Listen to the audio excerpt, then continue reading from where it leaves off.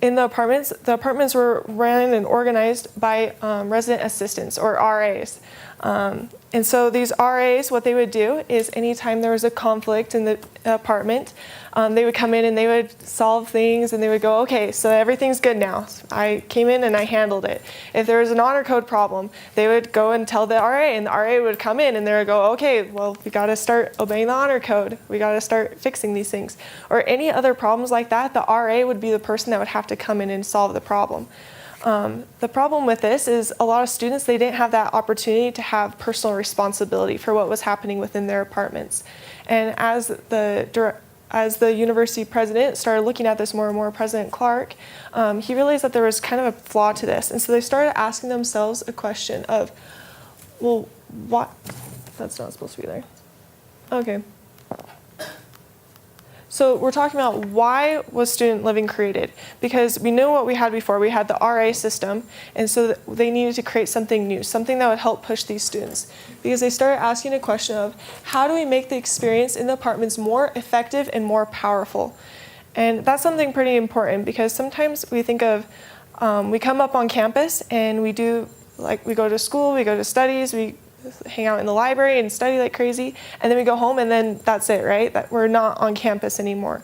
But this was something pretty important, that they recognized the power that we had within the apartments to continue to learn and grow and become learning disciple leaders. And so they started thinking more and more about this. And as they were sitting in this housing meeting, as they were discussing this problem, they realized that part of the problem was the RA system, where all the responsibility was being put on this one student rather than having the responsibility within the own apartments. And so they decided to change the system, to put the responsibility on the students. And in order to do that, they had to make a couple of changes. They had to start educating students on how to live student living. They had to start teaching them how to apply and help them recognize their own personal responsibility within the apartment, their own ability to change this. And so they started to form the Student Living Council. And the Student Living Council started as just a collection of students. So Brother Doherty, the director of the Housing and Student Living Office now, he was working in the activities department when he was called up by President Clark, and they came into his office and they discussed this new principle that they wanted to start to apply. And he pulled from the activities department different students that had really caught his attention as just being great disciple leaders, as people that really took responsibility and took action. And they started to form a group where they would just meet and they would try and discuss these ideas, and they started forming these problems, or the solutions to these problems that they were seeing. Well, eventually, President Clark decided that they were going to take the information that they had and that they were going to take it and present it before the Education Board of the church. Now, I don't know how many of you know about the Education Board of the church, but this includes the first presidency and other general authorities of the church. So it's kind of a big deal to present something to them.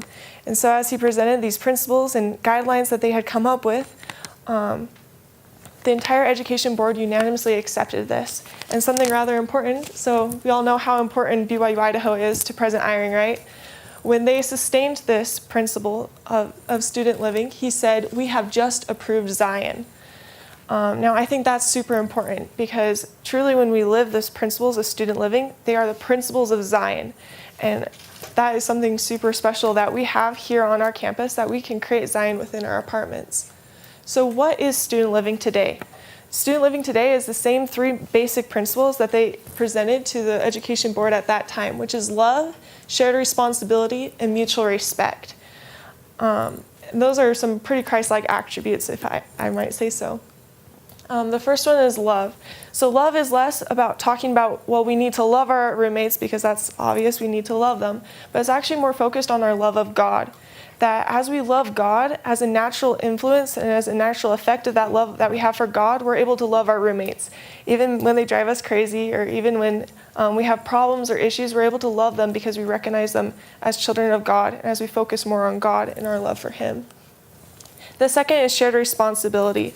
So shared responsibility is talking about our covenant responsibility to lift, comfort, and care one another, to truly be our brother's keeper, to go and to help bring them to church, or to help them be involved in the apartment, to help when they're discouraged and downtrodden. Those are all Christ-like attributes to not leave the person on the wayside, like the Good Samaritan, right? And the third is mutual respect. So mutual respect is like the golden rule.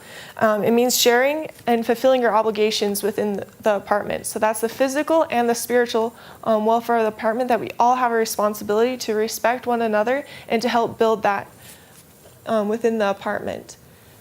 So eventually we came up with this model, which means that the university would then teach the ecclesiastical leaders and the apartment owners and managers, and as a result they would then teach the roommates, and they would apply these principles.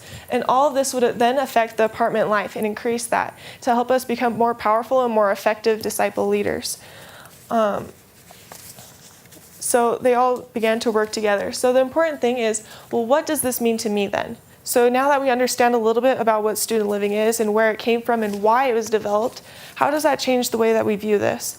How does that make us change our perception of, oh, it's just a meeting that we have at the beginning of the semester, that we go and we learn about a few principles that I can't really remember, but it truly makes it something that we can apply, that can help us take responsibility. And so, like Brother Dougherty said, when we build Zions, so we can build Zion. As we build these small Zions within our apartments, we truly can make a difference, and that we can be better equipped to go out into the world and to create Zion wherever we go. Thank you.